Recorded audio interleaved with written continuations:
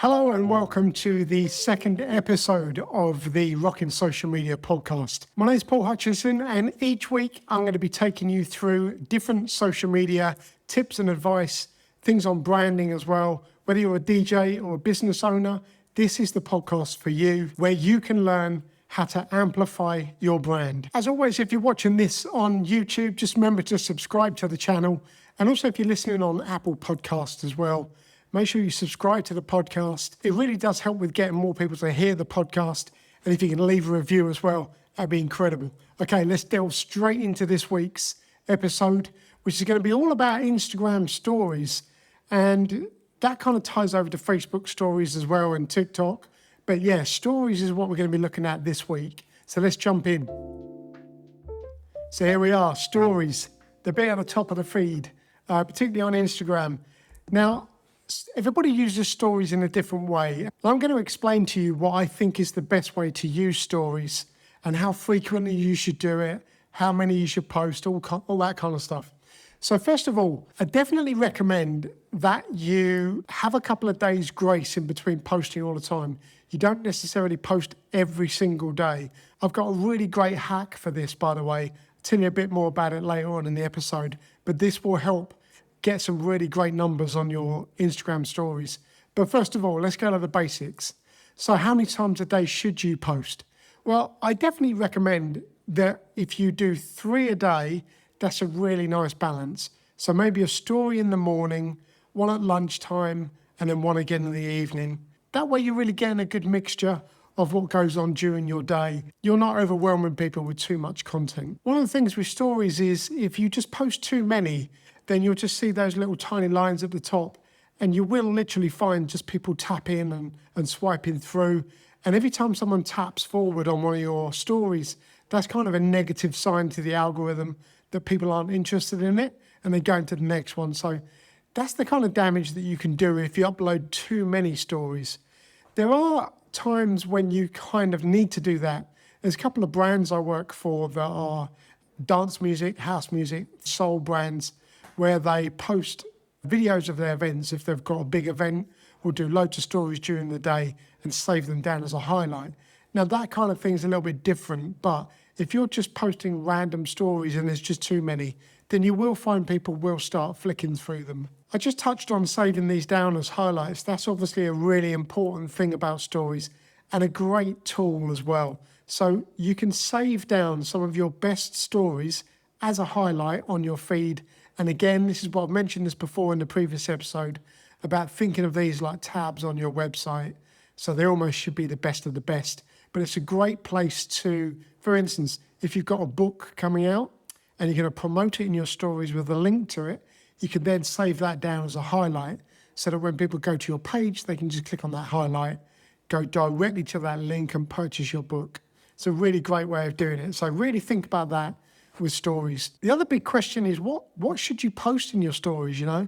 It all depends what you do. So let's look at a couple of options. For DJs, a great one for this, if you've got a gig coming up, so let's just say it's Saturday morning, you've got a gig that night, what would be really nice is to do a little video of you preparing your set list, okay? So that would be one story.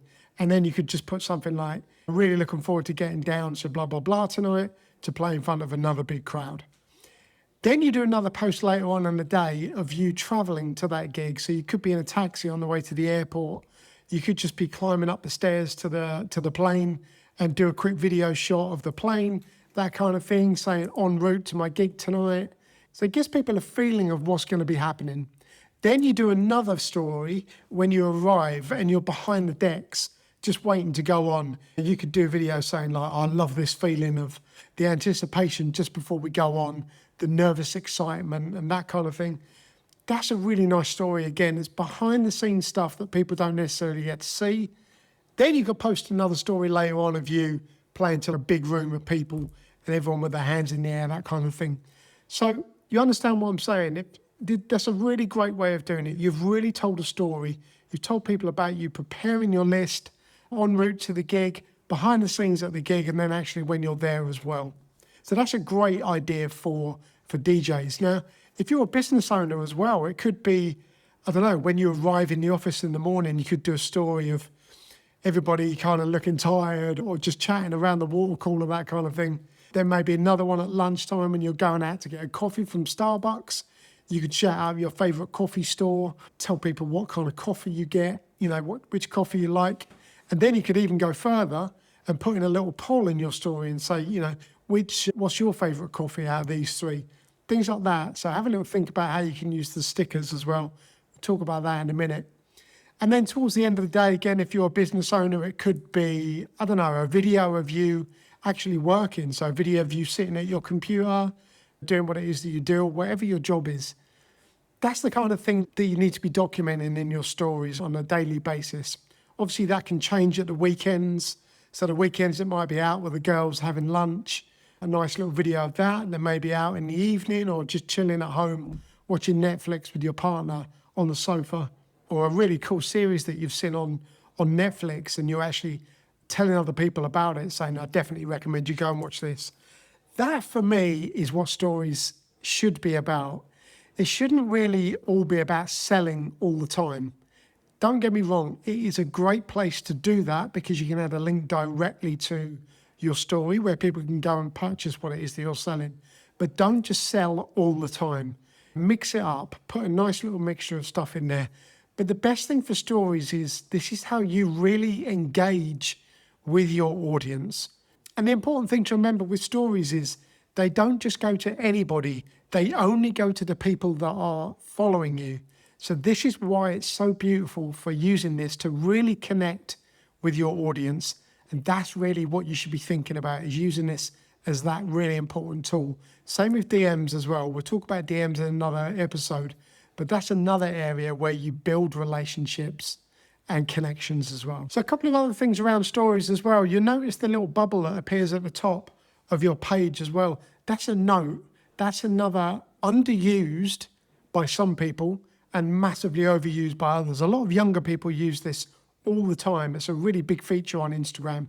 But just adding a little note in there is just a really cool way of telling people what you're doing. Or if you've got a book coming out, you could say 2 days to the launch or 1 day to the launch, things like that. So again, use that note section at the top, just above your profile picture there on your page. You can also add music on there as well. So you could have a certain track playing on your Instagram page as well. So let's dive into stories. I want to just highlight some of the bits that you've got at the top. So remember the stickers. Now, these are really, really useful, used by a lot of people. This is where you find like your links and everything like that. So much stuff in here to try. And the reason Instagram puts them in there is because they want you to use them. So this will help with your engagement if you use them. There's some great ones in there where you can just mention people or add music. There's links to shopping as well, add templates, a poll. That's a really good one to do. So you can really start asking people questions and just simply get either a yes or no, or put in maybe 3 or 4 options that people to click on. It's another great way to interact with people, but don't make people think too much. Make it really simple for them. So don't say to someone, I don't know, like, what's your favorite track of all time? Because it's too much thinking time. They haven't got time, they'll do it. If you put a poll on there and say, what milk do you have in your coffee? Almond milk, cow's milk, or a different milk, then someone can just click one and they don't have to think about it. That's a really quick win and a great one to do it. But I really recommend that you just play around with some of these features and see exactly what the options are and which ones you can add and see which ones work really well for you. Another great story idea was this and that. There's another good option that people did a lot, whether you like this picture or like that picture. And it's another great way to build up interaction and just a bit of fun as well. So let's have a quick recap on that for the stories. So I definitely recommend that you don't post too many. I would say like 4 or 5 a day is perfect. And at the beginning, I mentioned a little hack. Now, this is a great one. This definitely works because I've done this. Make sure that you have a day where your stories completely run out. So the stories only last for 24 hours. Make sure that your stories run out and leave like a little gap of, I don't know, maybe 10 or 12 hours before you post your next one.